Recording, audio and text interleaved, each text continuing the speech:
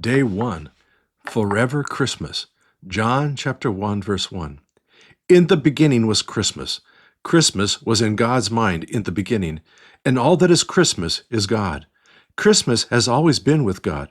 Through Christmas, all things became reality. Without Christmas, there is no existence. Christmas is life, brings life, and illuminates all mankind. Very liberal paraphrase of John chapter 1, verse 1. It shines in the darkness, but darkness does not truly understand Christmas. Have you ever thought about when Christmas really began? For God to be truly God and the Son, the Word, to be God, then Christmas existed from before the moment of creation. For God to be God, He knew what would happen. He also knew that Christmas needed to be part of that creation. From the beginning, God knew He would send the Son.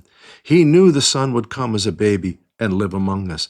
From the beginning, there has been reason to celebrate the coming of hope for all mankind. What a day of mixed emotions there might have been in heaven when God announced the coming creation of a unique universe where He would create a being unlike anything ever seen before, a creation that would be stamped with God's own image, creative, relational, and with the ability to choose. That last one, the ability to choose, may have sent a shiver through the foundations of heaven. The heavenly beings knew from experience the dangers of choice. They had seen their realm divided, and a large number of them thrown out because one angel decided to replace God with himself. Isaiah 14:12, Revelation 12:9. One angel who convinced so many to follow him, one angel whose bitterness would surely poison anything God created, at least until God says enough and bans them, not just from being part of God's great kingdom, but bans and binds them for eternity in absolute darkness and separation from God and everything else that exists.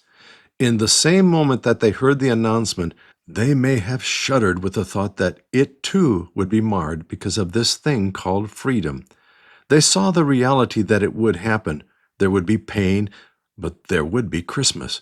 There would be hope, and they would watch and wonder as God laid out the plans and how the present, Christmas, would be given. Time is a funny thing. We think of it as lineal. 1 second leads to another. 1 second is dependent on the prior and impacts the following.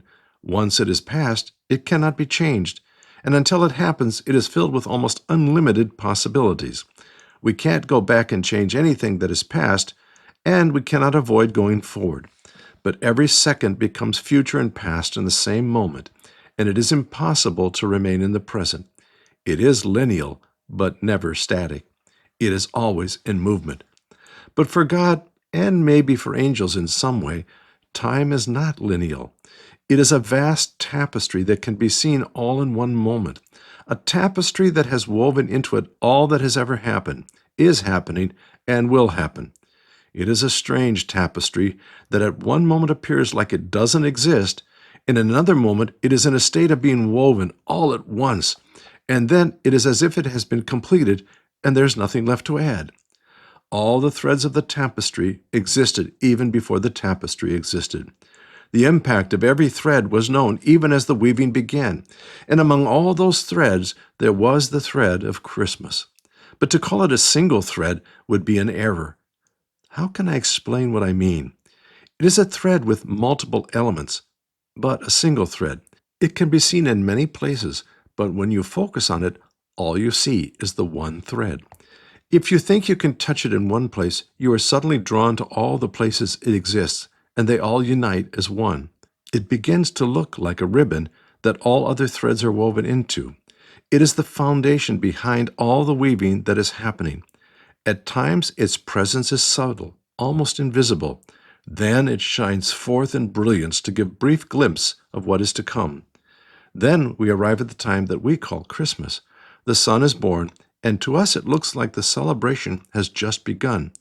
But really, the angels and all heaven have been celebrating this revelation of the reality of Christmas since the beginning. We are simply being allowed a glimpse of what has always been, a celebration of all that God has planned and prepared for from before creation. It is Christmas.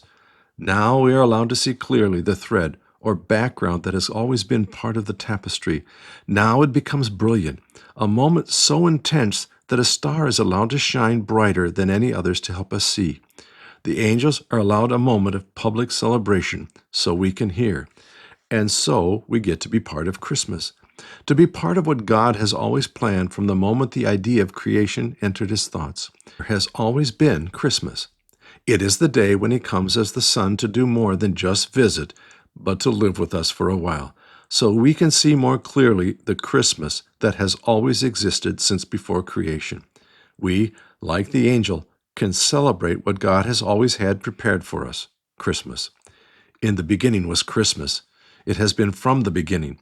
It made all things possible, and Christmas is called Jesus.